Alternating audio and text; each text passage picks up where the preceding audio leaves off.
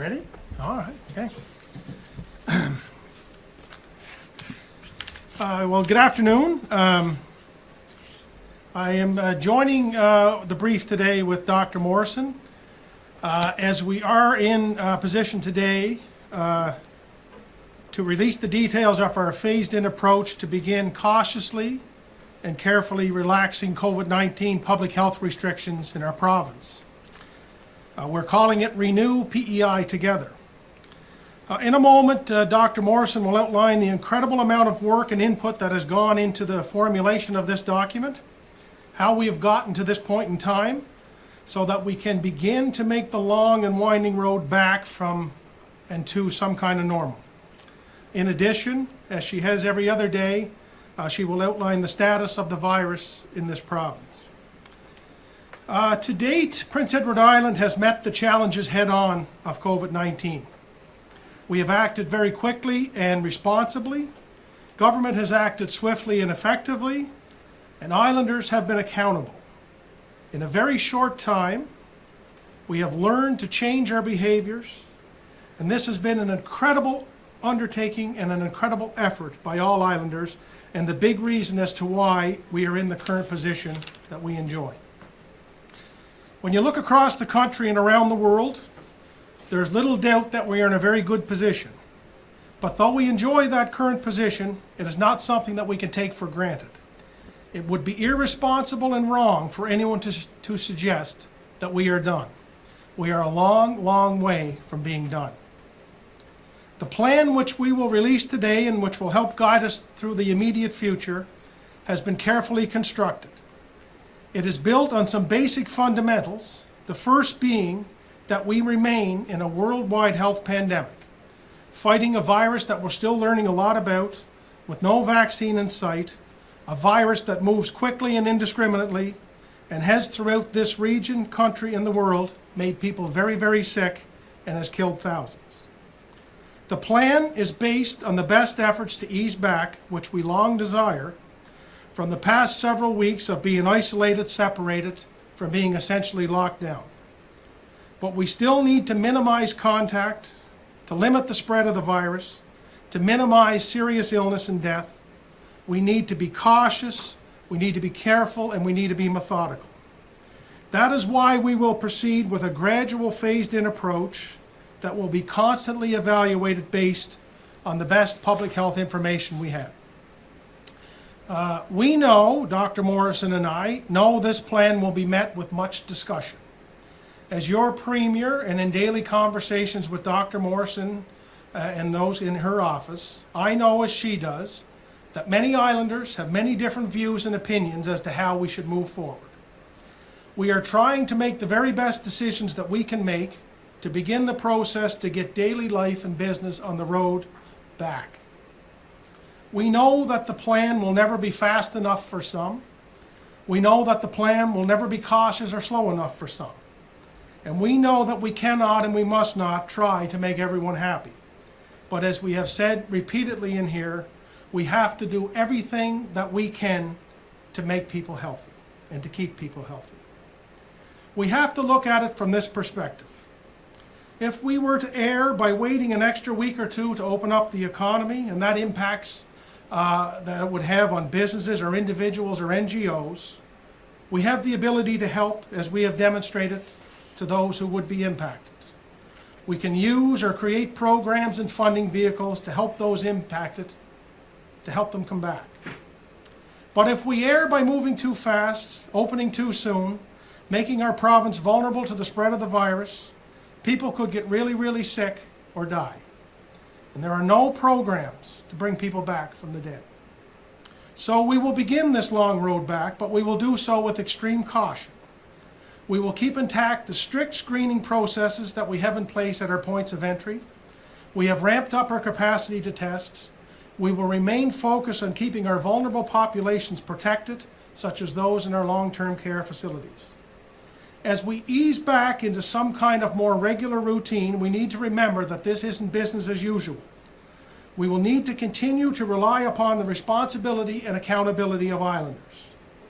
We will need to continue to follow social distancing, practice regular hand washing, disinfecting of commonly touched areas, practicing good hygiene, staying home when we're ill, all of the things that we have been doing to date. The collective action that we have taken, this has gotten us to this point, and it must continue. From day one until now, we have learned a lot.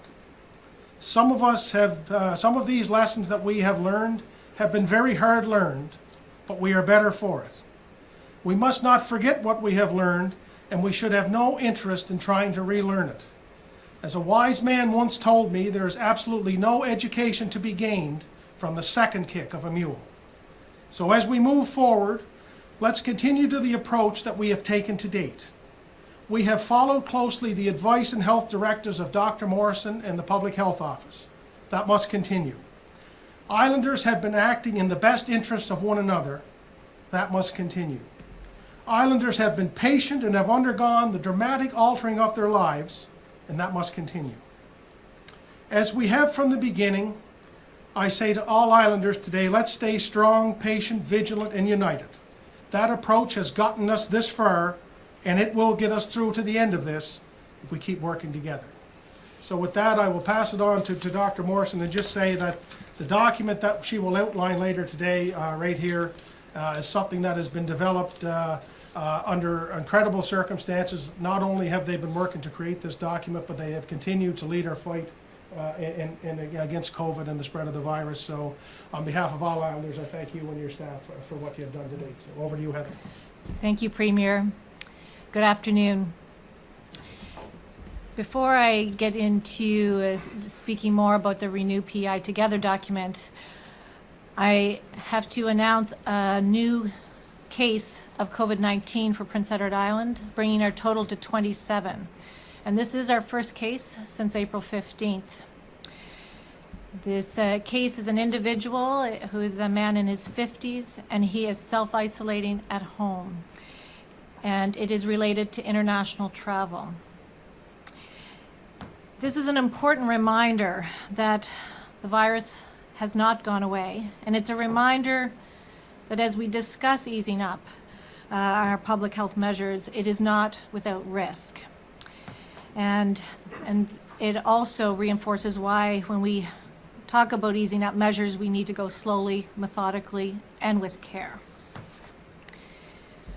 Over the past several weeks, as the Premier has mentioned, Islanders have experienced challenging health, social, and economic circumstances. And together we have quickly changed the way we live, play, learn, and work, not only to protect ourselves, but to protect each other. And the preventative measures we have put in place have made a difference. The physical distancing, preparing our health system, our screening at the borders, the self-isolation requirements, and ongoing surveillance. Today, PEI has the second lowest number of cases per capita, no evidence of community spread, and no hospitalizations or deaths related to COVID-19. And this puts us in a position to look at cautiously relaxing some of the public health restrictions. We need and we want to get back to some level of activity. And in the past, we've talked about stay home as much as possible, and this is a transition and a move away from staying home as much as possible and slowly changing that. But it is extremely important to remain vigilant throughout this process. And because we do expect to see more cases of COVID-19, the screening at the points of entry and the self-isolation of travelers will continue to be extremely important. Today, as we announce Renew PEI Together as PEI's safe, measured plan to ease public health restrictions related to COVID-19, it will be done in phases. Renew PEI Together outlines the guiding principles and phased approach to reopen businesses, services, and public spaces in the province. It is a general plan implemented in 4 phases, the first of which will begin Friday, May the 1st. Each phase includes a progressive lifting of restrictions on individuals, communities, and organizations, and we'll move through each phase gradually, with each phase being evaluated and monitored by our office and our supporting team. At any point, progress could be slowed, halted, or even reversed in the interest of protecting islanders. And it is important to understand that this phased approach does not mean business as usual. All services, businesses, and organizations will need to modify their operation in light of COVID-19 and create operational plans to demonstrate how they will reduce the risk. And many businesses and organizations have already done so or are in the process of doing so. Also, organizations and businesses are not required to reopen at any initial date for a phase, and may choose to continue operating in a manner that, and a timeline that they feel more comfortable with. Our collective action will make a success of this plan. I'd like to talk about public health guidance that will remain in place throughout every phase, and that's the first thing I'd like to mention. And I will use some slides here, if I can do that. If they work. Okay. So in terms of public guidance that is important for all phases, and I know some of us will know this, but I think it bears mentioning again. So I'm going to read some of these out. It is to maintain physical distancing of 6 feet with individuals who are not part of one's household. It is to adhere to mass gathering limits of each phase. Stay at home when ill, and call 811 if experiencing symptoms of COVID-19. Wash your hands often with soap and water or use hand sanitizer. Don't touch your face with unwashed hands. Cough or sneeze into a tissue or your sleeve and wash your hands after.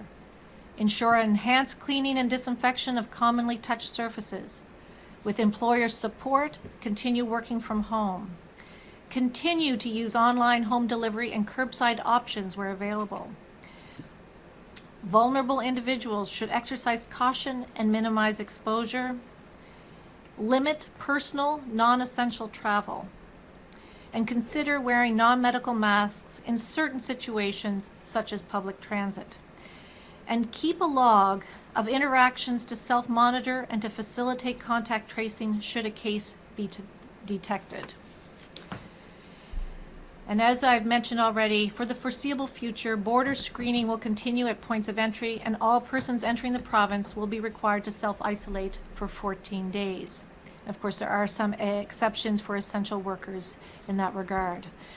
Visitor restrictions in long-term care facilities will be maintained, as well as priority public services, childcare for essential workers, and home-based learning options. And moving into phase 1 of Renew PEI Together, which will begin this Friday, May the 1st.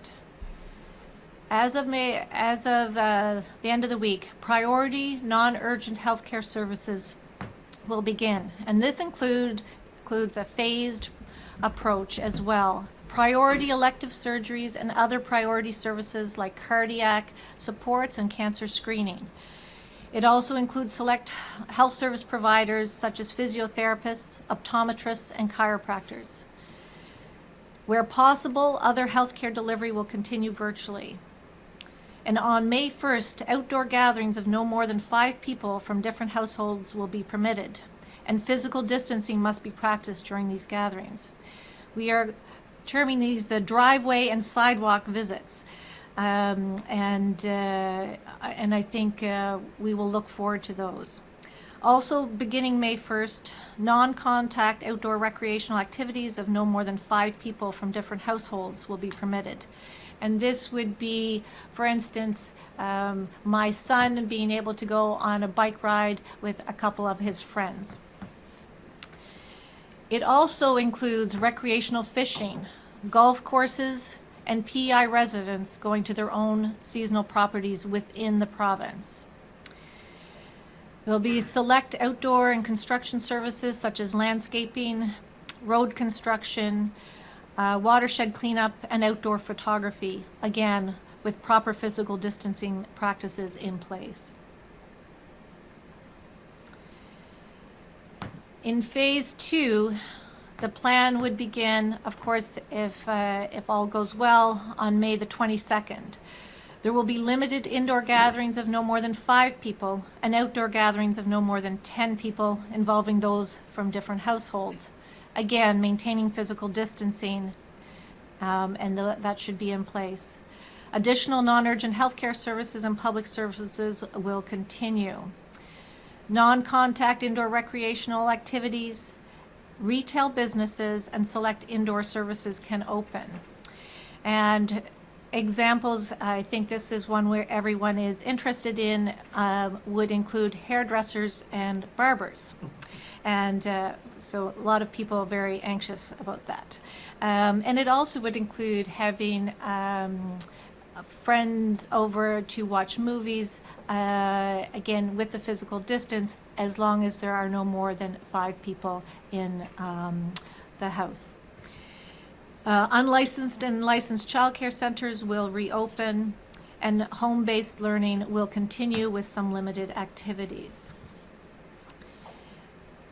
And then phase 3 has a potential to begin on June 12th, but does not have a firm start date officially. And then again, it will depend on the next number of weeks.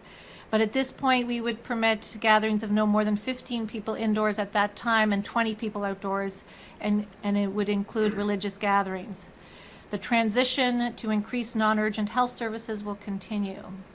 Organized recreational activities, facilities and recreational facilities and services and public spaces would reopen. This would include a yoga studio, pools, tennis, organized tennis, for instance.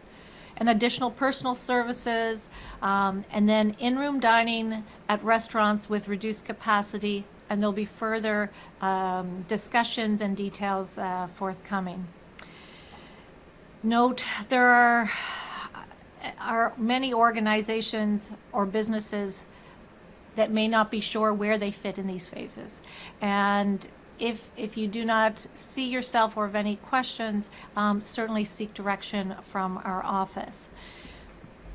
And there will be some businesses and organizations that maybe we haven't thought of that fit in easily to one of these phases, and we wanted to talk to you and so that we can figure it out together. And finally, phase 4 is when we look ahead and take a few steps, and there's no firm date for this phase. It will include further relaxation measures as the situation permits. The COVID-19 pandemic has changed how we live, learn, work, and play, and these changes will be with us for some time. Eventually, and this is when we talk about phase 4, we will get to see your mother in long-term care. We will hug each other. We will have a chance to enjoy large gatherings and festivals and events again. I don't know when this will be, and I don't know exactly how it will look like as we get there. But we've talked about hope before, and there is hope, and I'd like to read the last 2 sentences of the document. There is hope. Prince Edward Island is resilient and full of caring, intelligent, and hardworking people. Together, we will cautiously and deliberately take these first few steps in response to the global pandemic. Renew PEI. Thank you. Je vais faire en français. Et je vais essayer de faire assez vite ici, mais bonjour, bon après-midi. Aujourd'hui, je dois vous annoncer qu'il y a un nouveau cas de COVID-19 ici à l'île du Prince-Édouard. Notre total est 27 maintenant. C'est relié à un voyage à l'extérieur du pays. C'est un homme dans ses cinquantaines et il est chez lui et s'auto-isole. Comme je vous ai dit, on est loin de la fin.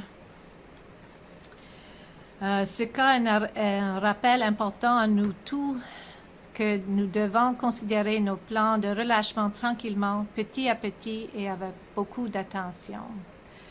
On ne veut pas mettre à risque la province.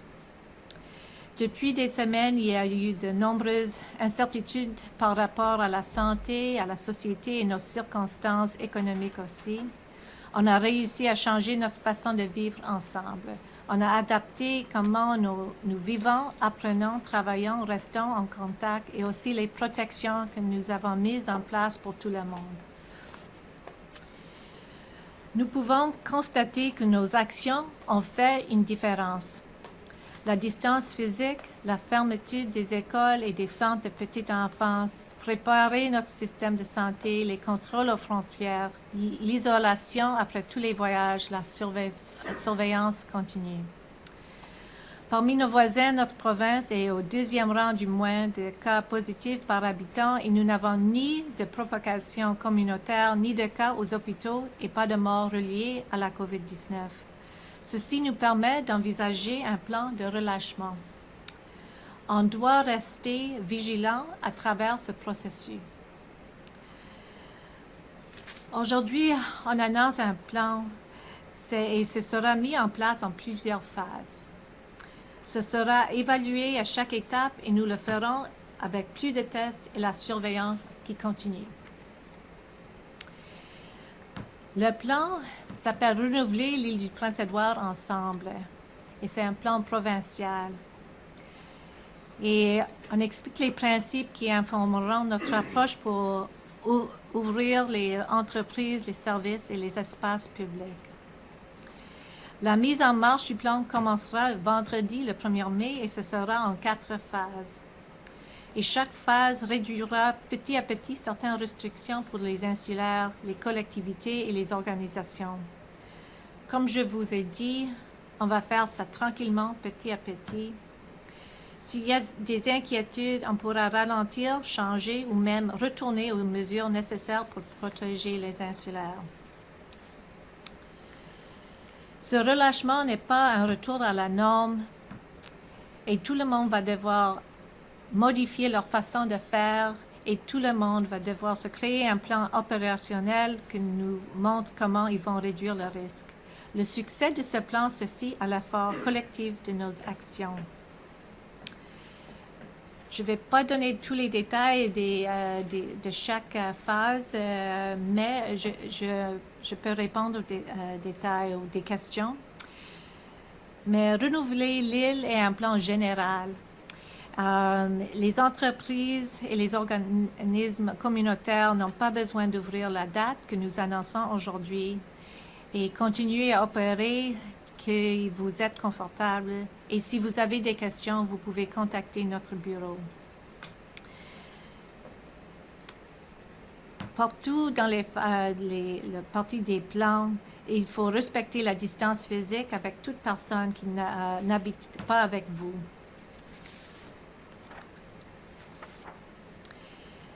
Cette pandémie a changé notre façon de vivre. C'est difficile de prévoir le futur, mais la phase 4 est probablement une nouvelle norme pour nous tous. On aura la chance dans le futur d'être en famille, qui sont au foyer de soins et qui sont à risque, dans un grand nombre ensemble, et de fêter ensemble et de visiter et d'être avec nos proches qui sont loin. Mais on ne sait pas la date, mais on va y arriver. Mettre en marche le plan de renouveler l'île du Prince-Édouard, on va le faire avec attention, petit à petit, et ça sera ensemble. Merci. Merci. Thank you, Heather. I think we can now open up to questions from our friends in the Island media. So, welcome. Nicole Williams, CDC. Hi, yes, hello to you both. My first question is, it could be for either one of you. I see that there are details here about daycares, but not schools. What is the status of that, and why was that not included in this plan? Hi, Nicole. There is a section on education, and I think it's we want to be clear that education is continuing, but schools will not be reopening in the same way they were. and there'll be further details. There, some of the respecting our numbers in terms of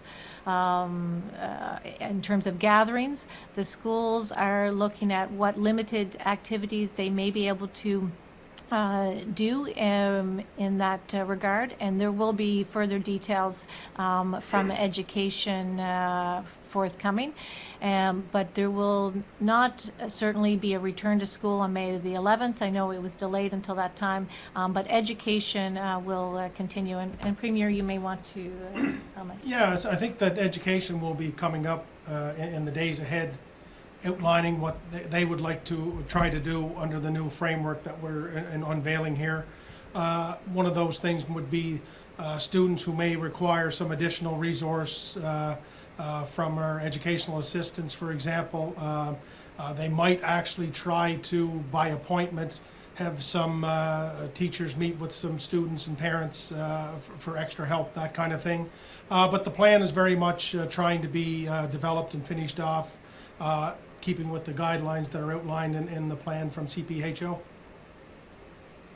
Thank you. And my next question is, I see that at no point in this plan do you consider lifting border restrictions. I'm wondering when you might be looking to do that. Yeah, I mean, I think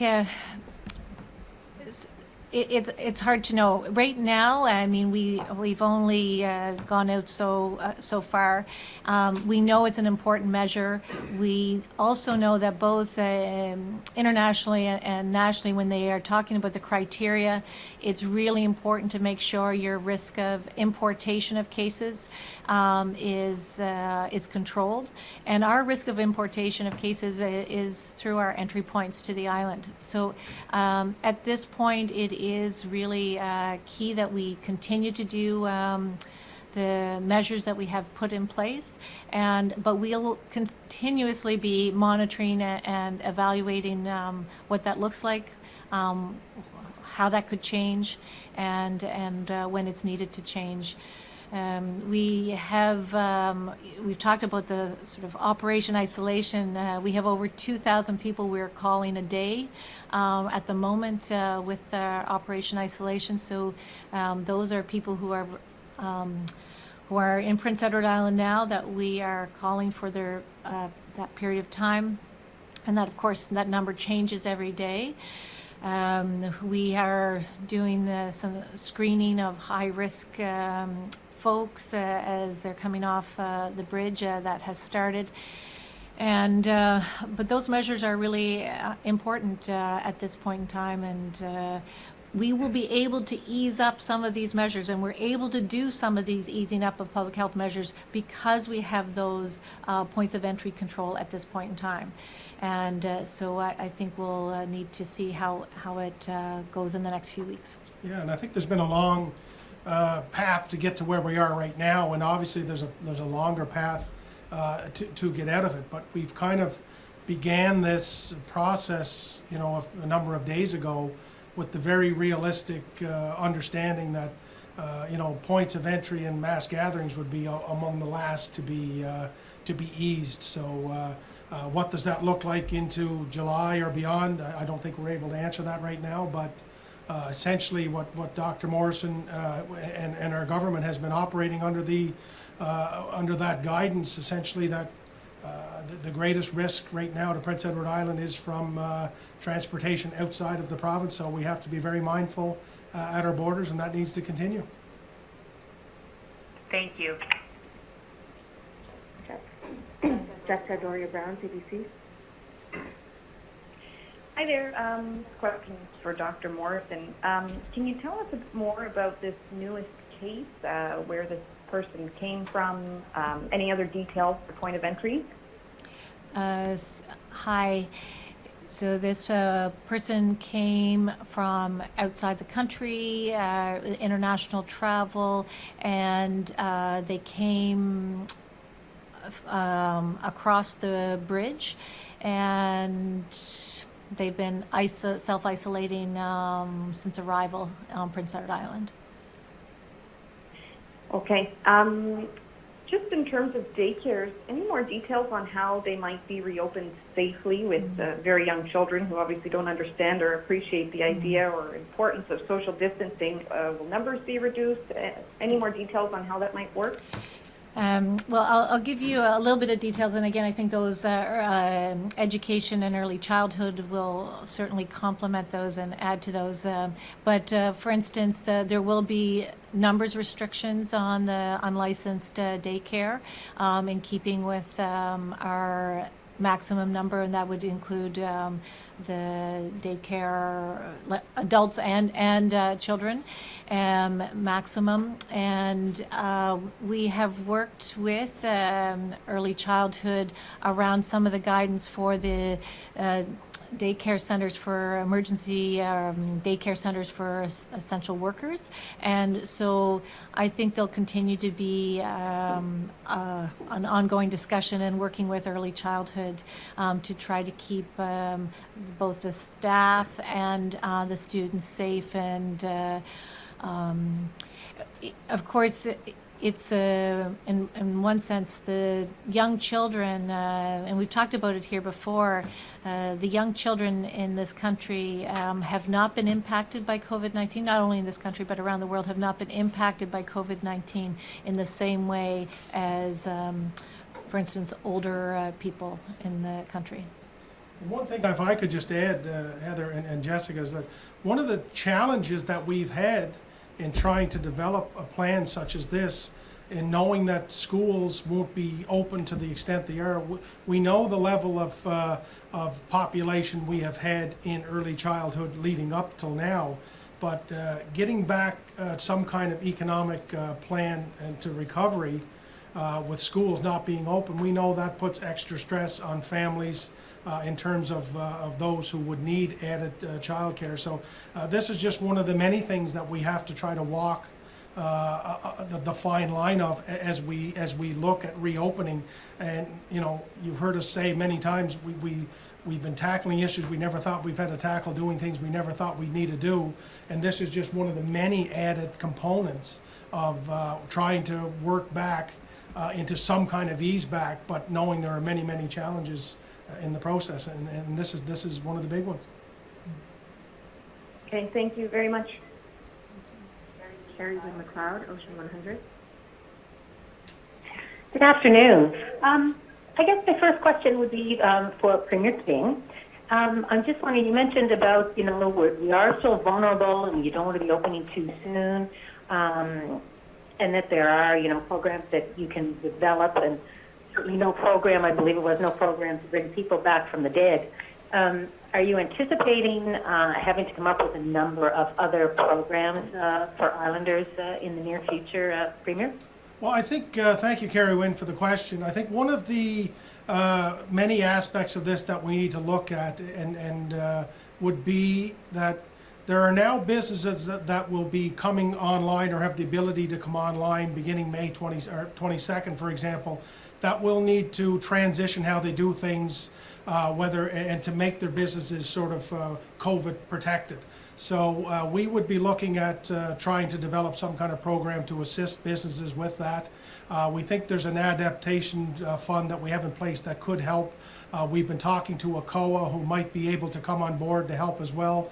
But that's one of the programs where we really feel that many small businesses and PEI will need some assistance with, and it's certainly one that we're prepared to step up and help with as the days move forward. We do want the economy to try to come back on stream as safely, as cautiously as we can, and we know that there are a lot of companies that are impacted and need some help here, and as we have with every other aspect here, we feel like it's time to step up, and you'll be hearing more about that in the days ahead for sure. Okay, thank you. For Dr. Morrison, I'm just curious, are we able to do the serology testing here to check for antibodies in people? And if not, will we be able to? And when would that start? And who would be tested? Hi, Carrie Wynn. So the serology testing has not and basically what we're doing there is checking for immunity status. They have not been approved by Health Canada at this point in time, but it's something we'll continue to monitor. One of the issues with some of the serology and immunity tests are they're not sure that how it measures it and how well it's measuring immunity. So if they need to make sure that when they test your immunity, you actually, it will mount the protection that you need. So that's why I think we haven't seen a lot of approval of some of those serology tests yet. But it's continuing to be something that we'll monitor here, and it will be of course interest to lots of people. Great, thank you. Julien Lecachère, Radio-Canada.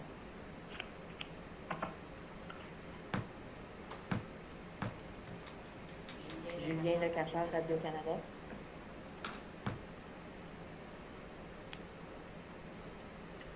Laurent Rigaud, La Voix acadienne. Bonjour, docteur Morrison. J'avais une question juste pour confirmer, voir si j'ai bien compris. Vous avez dit que les rassemblements à l'intérieur vont être permis entre des personnes qui ne sont pas forcément de la même maison, petit à petit. Est-ce que si on a 5 personnes qui viennent à la maison, est-ce qu'il faut garder 2 mètres de distance entre tout le monde? Oui, si vous avez 5 à la maison. Oh, pardon, docteur Morrison? Oui. Oui, pardon, excusez-moi. Je répète ma question rapidement. Docteur Morrison, phase 1, le 1er mai, phase 2, le 22 mai, et ainsi de suite. Comment allez-vous décider le 22 mai de revenir en arrière si malheureusement la situation se dégrade, se dégénère, s'il y a de la transmission communautaire? Qu'est-ce qui va vous faire décider de revenir en arrière le 22 mai? Alors, je vais commencer. Je pense que Laurent, je vais répondre à Julien en premier et puis après Laurent. J'ai eu deux questions. Mais le 22 mai, si on voit qu'il y a un grand nombre de cas communautaires transmis communautaires, si on voit des outbreak avec un grand nombre de personnes et puis c'est aussi lié à la capacité de la santé publique de contacter des personnes qui étaient en contact avec un cas et aussi on regarde la capacité du système, si on a assez de lits aux hôpitaux. Alors, il y en a plusieurs facteurs. On regarde le système, on regarde le cas, les circonstances, et puis à ce moment, on fait une décision. Est-ce qu'on doit ralentir un peu? Et puis aussi, on regarde, est-ce que les gens fonctionnent et écoutent la direction parce que sinon, ils augmentent la risque. Mon follow-up, docteur Morrison, et après je vous laisse avec Laurent. Est-ce que la phase 4, dite retour à la normale, où on n'a pas de date, signifiera la réouverture des frontières? On ne sait pas exactement quand on va ouvrir les frontières. Et puis, c'est difficile de dire si c'est étape 3 ou c'est étape 4. Parce que ça dépend aussi qu'est-ce qui se passe aux autres parties du pays, au Nouveau-Brunswick, qu'est-ce qui se passe ici. On va voir. Et puis, on n'a pas une date pour ouvrir les frontières de l'île du Prince-Édouard à ce moment. Merci. OK, merci. Et puis, je pense que c'est Laurent encore. Oui. OK, je m'excuse. Vous avez... est-ce que vous pouvez répéter la question maintenant? Je voulais savoir, quand les rassemblements à l'intérieur seront permis, même dans la phase 3, on pourrait être plusieurs à la maison, inviter des gens. Est-ce qu'il faut garder la distance de 2 mètres avec tout le monde, même à l'intérieur? Oui, oui, il faut garder la distance à l'intérieur des 2 mètres. On sait que c'est une des choses qu'on doit garder pour réduire le risque de COVID-19. Et puis, c'est une des choses qu'on peut faire, une des choses qui est plus de protection que même des masques. C'est bien plus meilleur qu'un masque. De garder la distance. Alors, vous devez avoir une grande maison si vous devez avoir plein de monde et veut garder la distance. Okay. And I just have a question for you, Premier. I'm wondering if is there any discussion with New Brunswick, Nova Scotia, and Newfoundland and Labrador to reopen together all the province from the Atlantic? Well, thank you for the question. I think right now the Atlantic provinces would be like every other jurisdiction. Everybody is sort of working at a different pace. The most consistent one with us right now would be New Brunswick. Nova Scotia is obviously side with dealing with the horrible tragedy from last weekend. They are dealing with COVID at a certainly different level than us, and there's been some sporadic challenges, obviously, in Newfoundland. Right now, the one most consistent with us would be New Brunswick, so if we were forecasting out the net quite a bit longer than what we deal with here, probably the best possible province to partner with at some point would be New Brunswick. We're certainly not there yet, but I would say, but of the 4 Atlantic provinces today, it would be most likely, all things being equal and staying as they are, that we would be first to work more closely with New Brunswick than the rest. François-Pierre Dufault, Radio-Canada. Good afternoon to you both. I'll ask my question in English, and I would ask Dr. Morrison if you can answer it in French, please. My question has to do with enforcement. So starting on Friday, what is the plan going forward? Are we going to see the same level of enforcement that we've seen in the last few weeks and even last few months? Or is that going to ease up as the measures or the restrictions are eased up from now until late June? Yeah, you start. Okay. Sure, yeah. Okay, hi. So I think I'll start and try to answer in English, and then I'll try in French as well. So in terms of the monitoring, a couple of things. We will be updating our public health order, and by the end of the week, so that it is consistent with these measures, and so the update of the order will be consistent with phase 1. And we'll be relying certainly on our partners to help us with some of that enforcement. But it's really about graduated approach, and it's about education and then progression from there. So we are going to have a system of we are asking businesses, for instance, and organizations to have operational plans. There'll be a certain number which will be inspected and randomly inspected. There'll be some that we will identify and work with businesses and organizations if they want to have questions about their plans, and we'll be issuing some clear guidance that be general guidance. And that process around the monitoring is being finalized, but that's certainly the broad strokes of what we are intending to do from that point of view.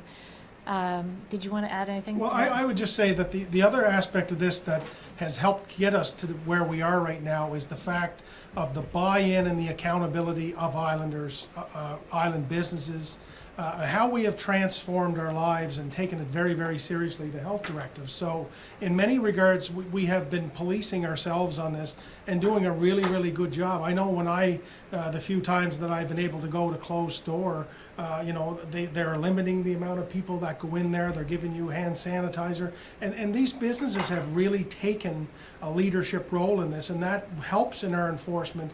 And that accountability of islanders and island businesses gets us to this place, and we need to continue to rely on that as we start to roll out the first phases of our easement. Absolutely. I mean, some of the plans that we have seen and discussions we've already had with certain organizations have been very, they've been really good. And businesses, they've been impressive about how they're thinking, and they're thinking differently about how to protect their staff and their employees and the public. So, and in so doing, also protect their families. So I think that's been good. Alors, je vais essayer de répondre en français.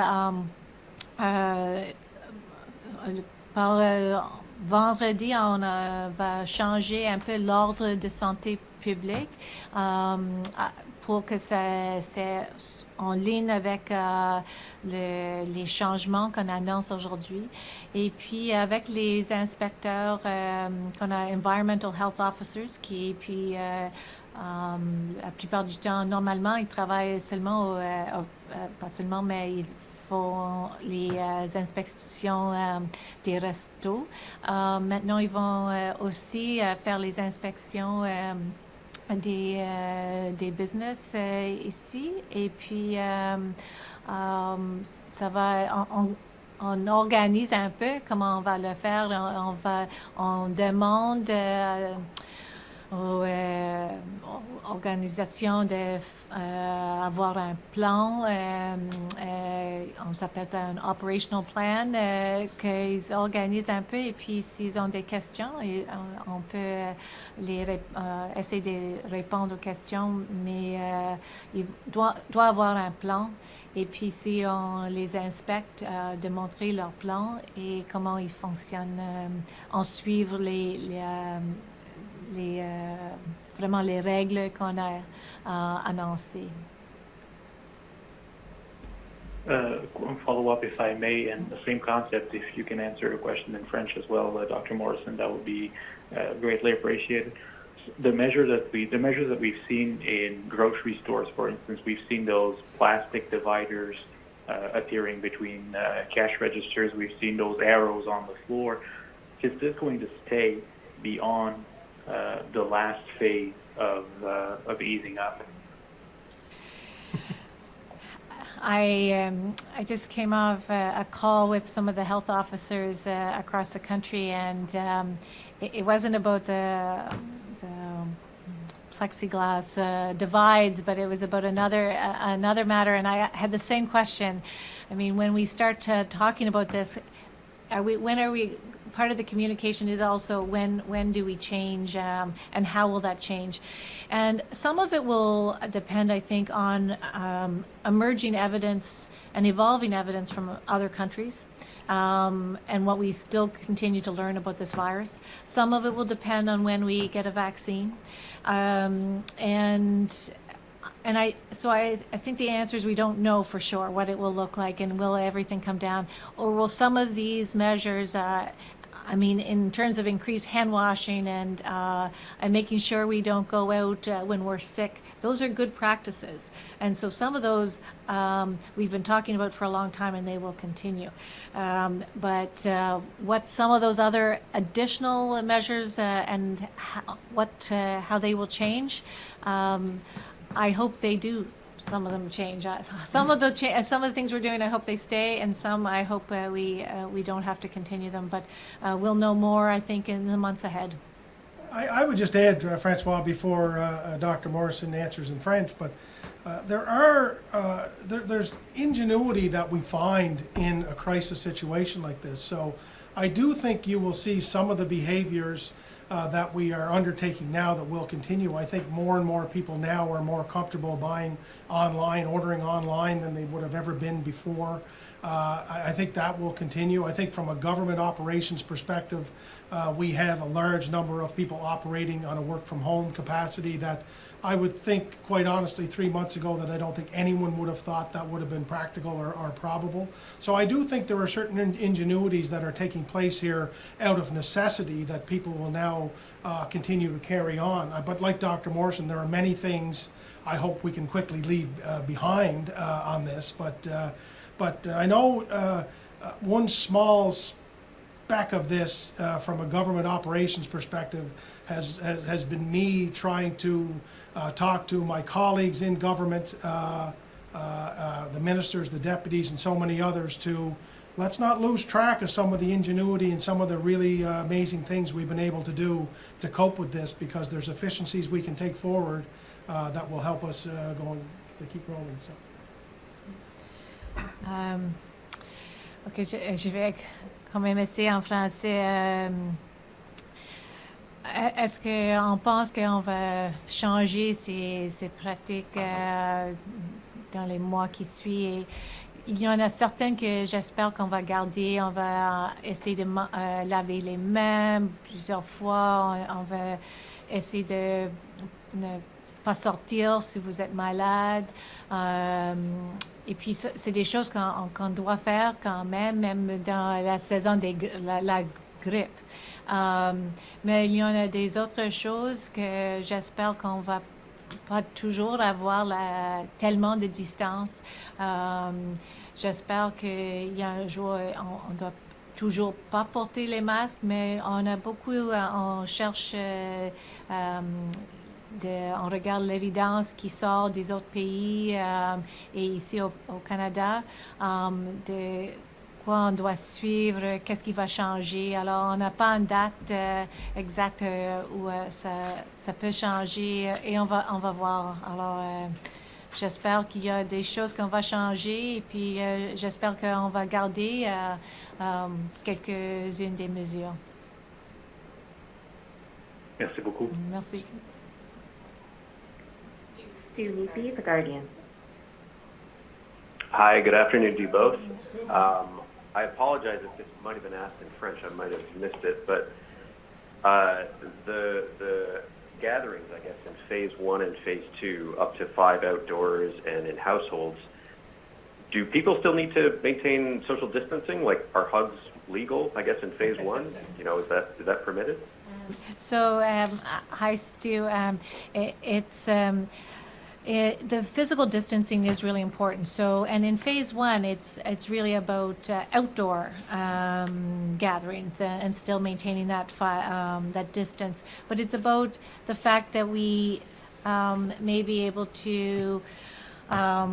I could take one of my children, and we could go visit and go for a walk with a friend and their daughter, so that the 4 of us could go together. And that's something that we haven't been able to do. The second phase, when we talk about 5 people in one house, perhaps 2 people could go visit another couple and at their house, but still maintaining social distance. So that is really important, and it's part of that doing things gradually and trying to protect yourself and the other people. So hugs, not yet? Not unless it's with your own household. Okay. Okay. I guess second question, just why the 3-week intervals between, I guess, the first, second, and third phases? Like why, you know, some provinces I think might be going with a 2-week interval. Right, and that's a good question, Stu. So the input really also came from our provincial epidemiologist and from the epi team. So when you look at how long the incubation period is, when they may present with symptoms, and then seeking care and testing, we felt that the 3 weeks was a reasonable amount. And you'll see, as you mentioned, there's some places going 2 weeks, some places going 2 to 4 weeks. And we felt that 21 days would give us a sense of seeing an increase in the number of cases or any outbreaks, and a chance to make sure that we had the capacity, public health capacity, if we had a large number of cases, making sure we had that in place to do contact tracing. So and again, if things change, that date will change, but that is based on what we know about the virus and its when you may present with symptoms. And I think, Stu, just to finish up, that is one of the ongoing conversations, obviously, that we have, and a lot of the input that we get from islanders, whether you're an island family, a business, an NGO, it's been around the timing. As I said off the top, as Dr. Morrison has said every day, there's no across-the-board answer that makes everybody happy or that doesn't bring forward discussion. But when we deal with things like 2 or 3 week increments and we look at the health component of this, we kind of just take it under that lens of those who think we could act more quickly. We can't say for sure that they're wrong, but we also can't say for sure that they're right. And when we have to make that balance and when we have to walk that line, we have a responsibility, knowing where we're at right now in the health pandemic process, that we have to err on the side of health and safety and caution. So would we all prefer we did this sooner? Perhaps yes, but we do have to err on the side of safety and caution, and we do have to start to ease up because islanders need that, and that's kind of what we're doing. So. Okay, thank you. Thank you very much, and once again, thank you to all of our friends in the media. You're doing a great job keeping islanders informed and up to date, and I know tip to tip there's many islanders who are relying on these and other updates all day, so thanks for your great work. So thank you very much.